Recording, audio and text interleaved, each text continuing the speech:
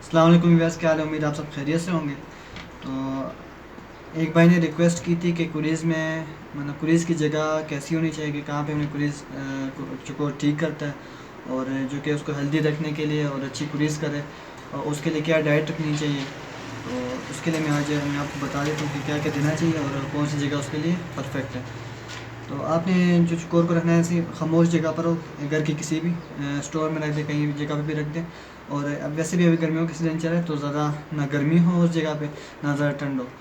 और चकोर को आपने प्रॉपर जगह बना के उसके लिए पिंजरे वगैरह की नीचे ईंटें दे के तीन, फिर चकोर को पिंजरा ऊपर रख दिया। फिर नर मादा दोनों को एक साथ ढक कर रख दें। और उसके अलावा जो फिर आपने खुराक में आपने ये कुर्बानी की गिटलियाँ, जैसे हम आम ज़ुबान में कहते हैं, ये आप किसी भी दाने वाली दुकान से मिल जाएंगी। तो ये जो है आपने 7 से 8 एक चकोर के लिए तोड़ लेने हैं, और इसके पानी में भिगो कर जब नरम हो जाए, इसके जो छिलका ऊपर से उतार कर इसे छोटे टुकड़ों में कर कर और इसे जो है इसके दाने वाले में डाल देना। उसके अलावा काले चने, काले चने तो नहीं मिले, काले चने आपको नहीं मिले तो आप ये चने की दाल भी यूज़ कर सकते हैं चने की जगह। और इसे भी आपने पानी में भिगो देना है। तो एक चकोर के लिए इतनी मिकदार में काफ़ी है एक दिन के लिए।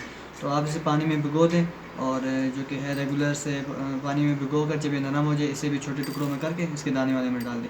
उसके अलावा आपने जो ये मैंने सब्ज़ प्याज काट के इस साइज़ में काटे हैं छोटे छोटे, और ये गंदना हो गया, और ये सलाद के पत्ते हो गए। ये तीन चीज़ें जो कि आप रेगुलर दे सकते हैं। और ये सलाद वगैरह, गंदना हो गया, ये प्याज हो गया, सब्ज़ प्याज, इसे भी एक प्रॉपर मिकदार में दे जितना आपकी चकोर मतलब खा सकता है, और उतना थोड़ा थोड़ा बराबर प्रॉपर मिकदार में कर लें, और उसे जो है डाल के दे दें। और उसके अलावा वीक में 3 दफ़ा आप ये खीरा भी दे सकते हैं। खीरा जो है, कुछ लोग कहते हैं कि खीरा देने से जो है पेट ख़राब हो जाता है, खीरा देना नहीं चाहिए। तो उस